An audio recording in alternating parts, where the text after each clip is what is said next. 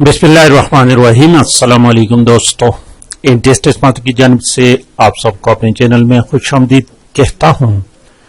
दोस्तों, आज एक सीरीज शुरू कर रहे हैं इकोनॉमिक्स 1000 MCQs मोस्ट रिपीटेड का।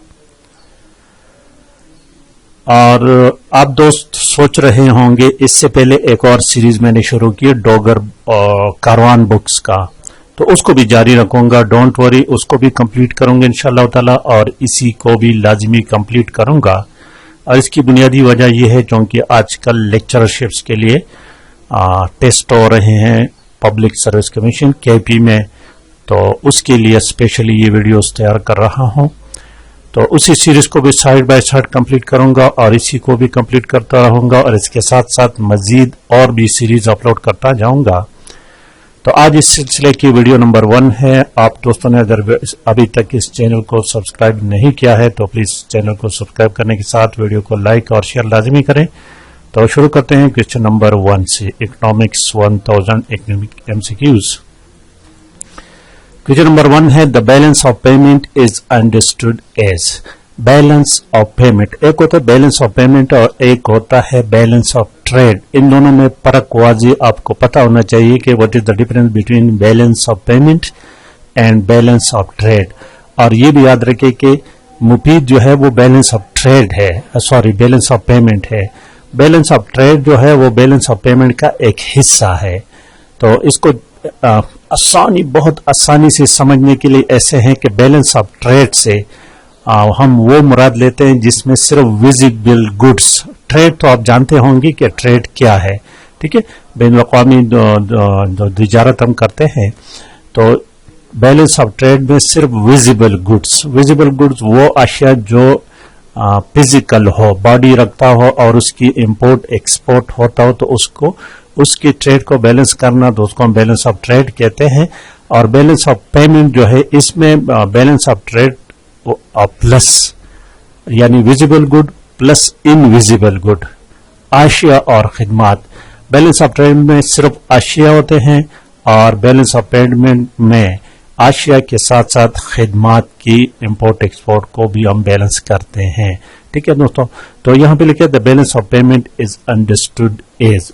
तो बैलेंस ऑफ पेमेंट से कहते हैं हम क्या मुराद लेते हैं। ऑप्शन ए में लिखा है the balance of amount after paying डेब्ट, नहीं। The balance of income and expenditure in the annual budget, नहीं।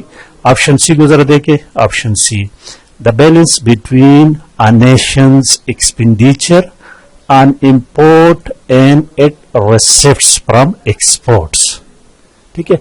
जो कुछ हम इंपोर्ट करते हैं, जो कुछ एक्सपोर्ट्स करते हैं, उसी को बैलेंस करना है। तो इस जो एक्सपेंडिचर जो हम बाहर बेचते हैं तो उससे हमें इनकम हासिल होता है, जो हम इंपोर्ट करते हैं तो उस पर हमारे अखराजात होते हैं। तो इन दोनों को आपस में बैलेंस करना होता है साल के आखिर में, एक साल नहीं तो दूसरे साल नहीं। तो इसको ऐसे कंसिडर करें, पर इसका आपके मोहल्ले में कोई दुकान है और आप उनसे उधार सामान लेते हैं, तो आपने किसी दिन तो उसके खाते के पैसे अदा करने हैं, दैट इज कॉल्ड बैलेंस। तो यहां पर करेक्ट ऑप्शन ऑप्शन सी है। क्वेश्चन नंबर 2 देखे, 2 नंबर क्वेश्चन। ये 2 नंबर, ये क्वेश्चन इंतहाई बैलेंस ऑफ पेमेंट वाला, और ये WTO, pin point the main objective of the world trade organisation. WTO world trade organisation ये क्या है। इससे पहले एक ऑर्गेनाइजेशन थी हमारे पास, गेट जिसको कहते हैं, GATT, GATT, general agreement on tariff and trade, और वो 1948 में उसकी वजूद में आई थी गेट, ठीक है। लेकिन उसमें यह था कि उसमें कुछ पाबंदियां थी इंटरनेशनल ट्रेड में, तो उसी को रिप्लेस किया गया 1 जनवरी 1995 में WTO को वर्ल्ड ट्रेड ऑर्गेनाइजेशन बने। अब इसको अपने इसका जिनेवा स्विट्जरलैंड में इसका हेडक्वार्टर है, और इसके 164 कुछ इस तरह ममालिक इसके, और ये दुनिया का सबसे बड़ा ट्रेड ऑर्गेनाइजेशन है, ये भी याद रखें, ठीक है। तो इसका बुनियादी मकसद, और ये 1995 में तो ये वजूद में आया था, लेकिन इस फंक्शन हुआ था 1 जनवरी 2005 से। तो कहते हैं कि pin point the main objective. अब इसका मेन ऑब्जेक्टिव क्या है? ऑप्शन ए में लिखा फिक्स अ कोटा। नहीं, कोटा फिक्स करना तो इसका काम है ही नहीं। इसने तो इतने जितनी पाबंदी इतना हटाना थे, ये फिक्स अ कोटा ये तो गेट में थे। ऑप्शन बी में लिखा to eliminate quota system and promote free competition और इन ट्रेड। देखे, इसका असल काम जो है ये था कि कोटा सिस्टम को खत्म करे और फ्री कंपटीशन और फ्री ट्रेड इनके में जितने भी मालिक है वो शुरू किया जाए। So the correct option is option B है दोस्तों। ऑप्शन सी में लिखा to ensure third world market for America, no. Option D में लिखा to abolish completely custom duties, ये सिर्फ ये नहीं थे, ये भी गलत है। तो करेक्ट ऑप्शन इसमें ऑप्शन बी है। क्वेश्चन नंबर 3 को देखे 3 नंबर। The number of family welfare centre in Punjab are, ये अब करंट अफेयर का क्वेश्चन है, तो इसको इस तरह के क्वेश्चन को आपने यहां पर बिलीव नहीं करना, लेकिन इसको करंटली आपने देखना है कि ये नंबर्स कितने होते हैं। लिहाजा इस क्वेश्चन को अगर आप स्किप करें तो बेहतर होगा, नहीं तो आपकी मर्जी, इसको लाजमी वॉच करें। क्वेश्चन नंबर 4 देखें, which of the following statement is not true. यहां पर अक्सर दोस्त धोखा करते हैं, तो इस चीज को आपने देखना है कि जिन चीज जो स्टेटमेंट दिए गए हैं, बयान दिए गए हैं, इसमें कौन सा गलत है। इज नॉट ट्रू, ठीक है। इज रॉन्ग इसकी जगह होना चाहिए था is wrong. Which of the following statement is wrong. Is not true का मतलब इज और रॉन्ग। तो यहां पर ऑप्शन ए लिखा हुआ है the world bank has to affiliate the International Development Association and the International Finance Corporation। World bank का ये काम नहीं है, दिस इज ट्रू, ठीक है, this is true. The world bank has to affiliate, तो ये नॉट ट्रू कि मैं ये नहीं आता। और आगे देखिए क्वेश्चन नंबर बी में, the membership of the IMF is the principal condition for membership of the world, ये भी ठीक है। ऑप्शन सी देखिए, the world bank provide loan to such countries whose balance of payment, ये गलत है। हमारे पास 2 इदारे हैं, एक है वर्ल्ड बैंक और दूसरा IMF है दोस्तों। ये इसमें इसकी जो डिफरेंस है इन दोनों के दरमियान, इसको लाजिमी याद रखें। और ये दोनों इदारे दोस्तों, अगर आपको याद हो तो दूसरी जंग अजीम जो कि 1 सितंबर 1939 1 सितंबर 1939 में शुरू हुई थी और 2 सितंबर 1945 को, यानी पूरे 6 साल ये जंग जा रही थी। और ये जंग उस वक्त शुरू हुई थी जब जापान ने पोलैंड पर हमला किया था, तो उसी वजह से बाकी ममालिक भी इसमें कूद पड़े थे दोस्तों। तो 1944 में 44 ममालिक तकरीबन अ ग्रुप ऑफ 44 ममालिक इकट्ठे हुए और इन चीजों के ये जो जंग की जो डिस्ट्रक्शन हुई थी, तबाहकारियां हुई थी, इस पर सोचना शुरू किया था। तो ये दोनों ऑर्गेनाइजेशन जो है ना, वर्ल्ड बैंक और उस कॉन्फ्रेंस को क्या कहते हैं, वो तो ब्रेटन वुड कॉन्फ्रेंस, वो न्यू हैम्पशायर एक होटल में हुआ था जिसका नाम था ब्रेटन वुड, तो उसी वजह से उसका नाम रखा गया था। और ये कॉन्फ्रेंस 1 जुलाई 1944 को हुआ था। तो उस वक्त ये ऑर्गेनाइजेशन फॉर्म हुए थे, लेकिन असल काम इसने अक्टूबर 1945 में शुरू किया था, IMF और वर्ल्ड बैंक ने। अब इन दोनों में फर्क क्या है, देखो याद रखिए दोस्तों, IMF जो है IMF ये balance of payments, specially balance of payments पर काम करते हैं। मुख्तलिफ ममालिक की जो नॉन पेवरेबल होते हैं और पेवरेबल होते हैं उनके लिए, नॉन पेवरेबल के लिए। और वर्ल्ड बैंक जो है ना, ये बैलेंस ऑफ पेमेंट नहीं बल्कि ये जो कंस्ट्रक्शन की इंफ्रास्ट्रक्चर के इनके डेवलपमेंट के लिए लोन देते हैं। तो इसको थोड़ा सा वॉच करें। तो ये balance of payment specially IMF के साथ रिलेटेड है, ये याद रखें बस।